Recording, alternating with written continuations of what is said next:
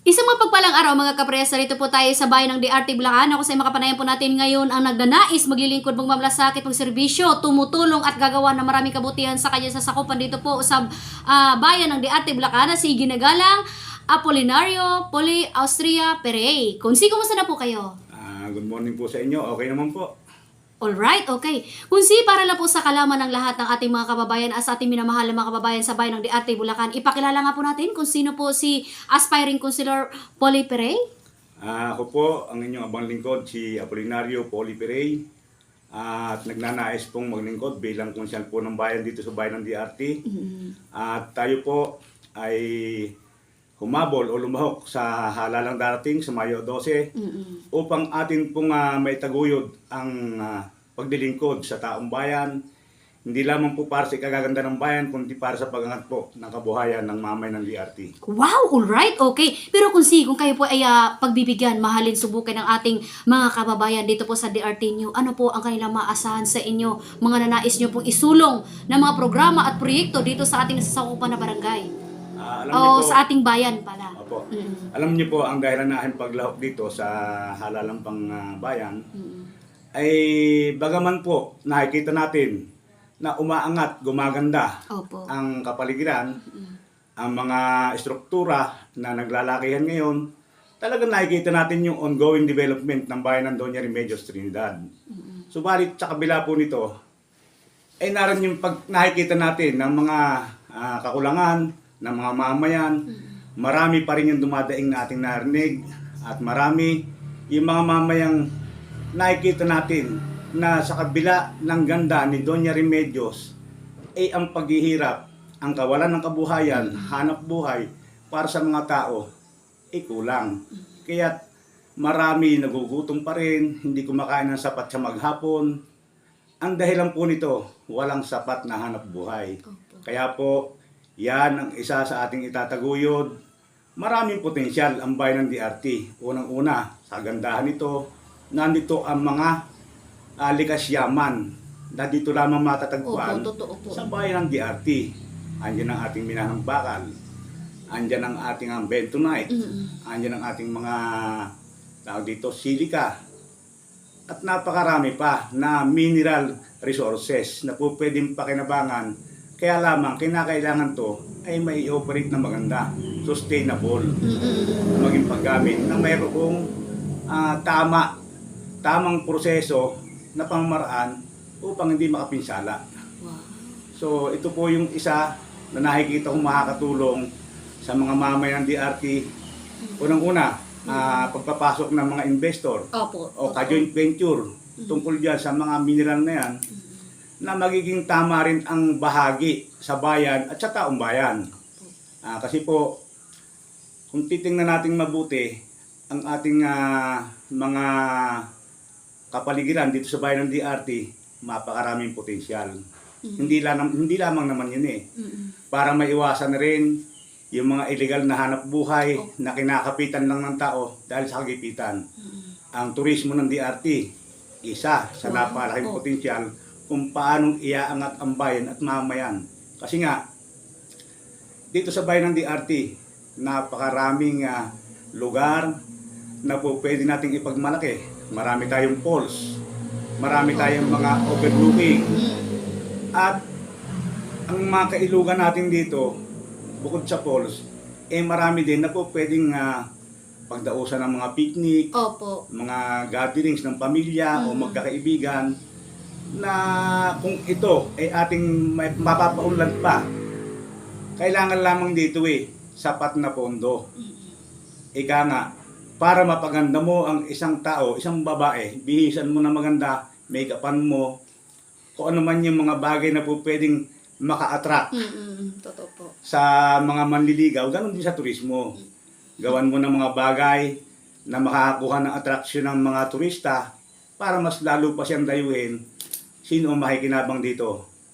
Kung maraming tourist spot na maitatayo, makikinabang ang pamahalang bayan sa buwis. At pangalawa, ang taong bayan naman ay makikinabang din. Bakit po? Unang-una, ang tour guiding. Isa sa nakikita nga o pwedeng pagkakitahan ng mga mamayan. Yung pagtutour guide kasi, Kung maraming turista, maraming magagamit na tour guides.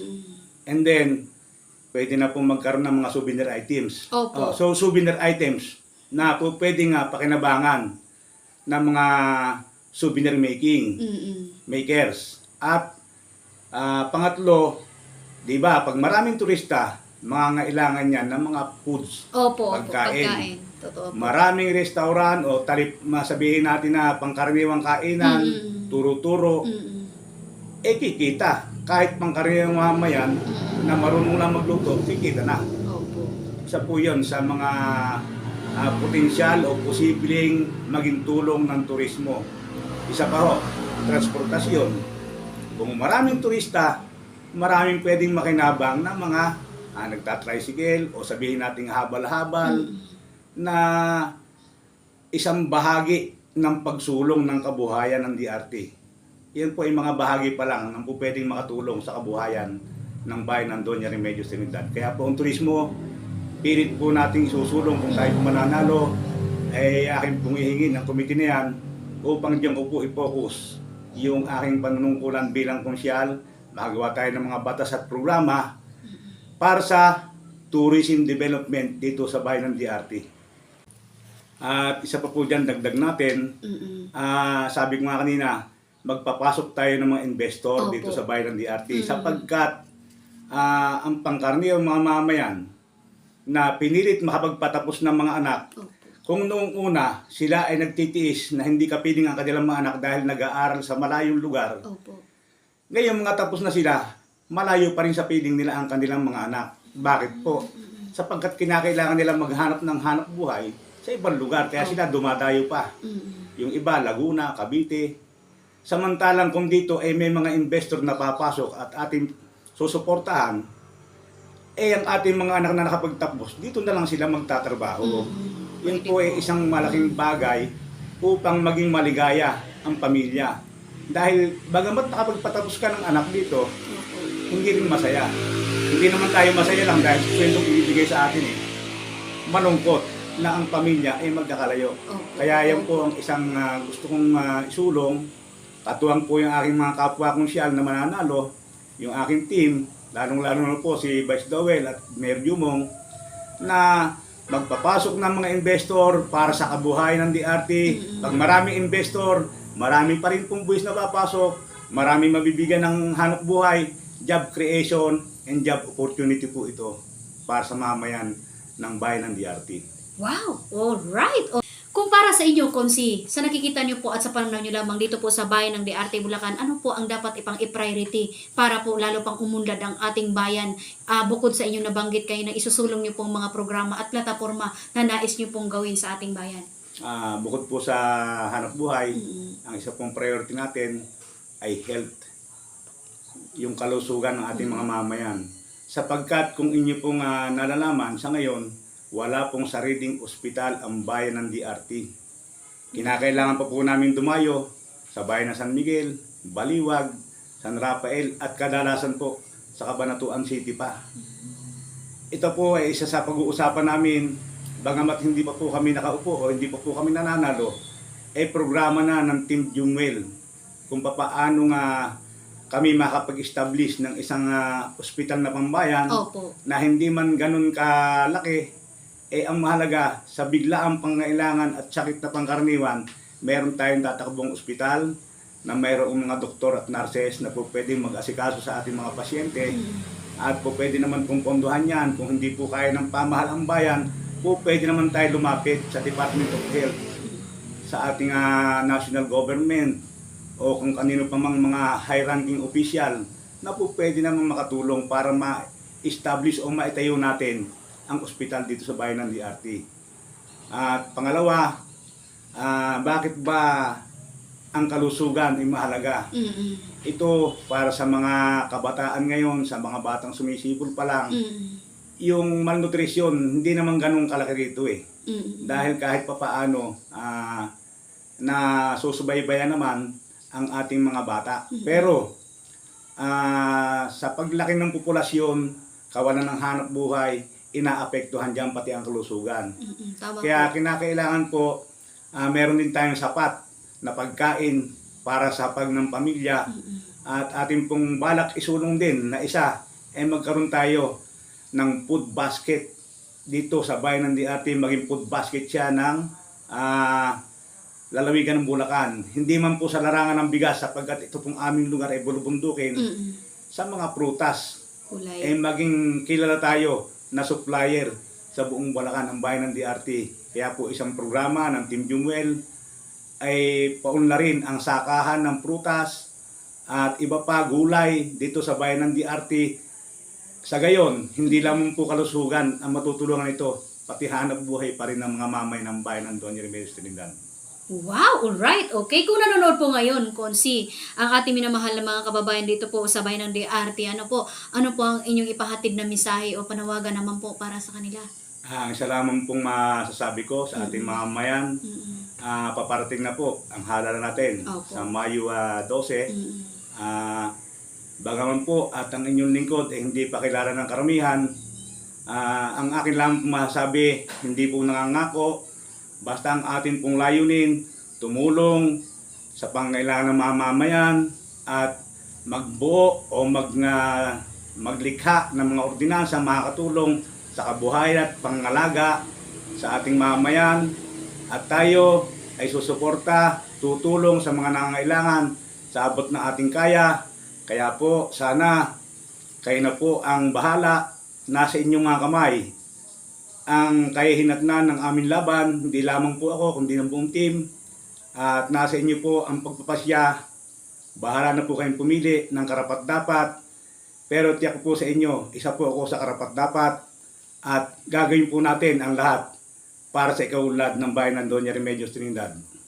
At pahabol po, tayo po ay maglilingkod ng naayon sa pangailangan ng mamayan at naayon sa kalooban ng ating Panginoong Diyos. Muli po, mga mamayan ng Doña Remedios Trinidad, Bulacan, ako po ay humihingi ng suporta at tulong sa inyo sa ngalan po ng Partido Federal ng Pilipinas sa bayan ng Doña Remedios Trinidad, sa pangunguna po ng aming aspiranting punong bayan, Jumong Piadoso, pangalawang punong bayan, Lowell Sembrano, at ahin po mga kasamang konsyal, Konsyal Conrad Tamayo, Konsyal Boy Lacra, Konsyal Bobby Cruz, Konsyal Lali Cruz, at Konsyal Tito De Leon, Konsyal Dading Konsal, at ang inyo pong lingkod, Konsyal Poli Perey, sa darating pong Mayo 12, number 12 po, 12 sa Balota, Konsyal Poli Perey po, at humihingi po ng inyong tulong, sana po ay ang inyong maging pasya ay pumabor sa aming partido, Team Jumuel. Aasahan po namin ang inyong suporta upang kami po kung sakali ay papalarin ay maipadaloy sa buong bayan ng Diarte ang tulong at programa na magpapaunlad hindi lamang sa bayan ng Diarte kundi sa mamayan ng buong Doña Remedios Trinidad. Wow, Salamat. alright. Okay, napakagandang adikain at misahe ng ating butihing aspiring consilor dito po sa bayan ng Diarte, Bulacan, na ay nga po sa ating mga kababayan na si Consi Poli Perdi po ay sadyang matulungin, mapagmalasakit sa kapwa at sa kanyang mga kabarangay. Magandang araw po mga kaparehas. Lay Castro po ng Parehas News. Ingat-ingat po kay Consi, your family God, sa soul. Mabuhay ka, Consi Poli, hanggat gusto mo. Mabuhay din po kayo at maraming salamat po sa inyo.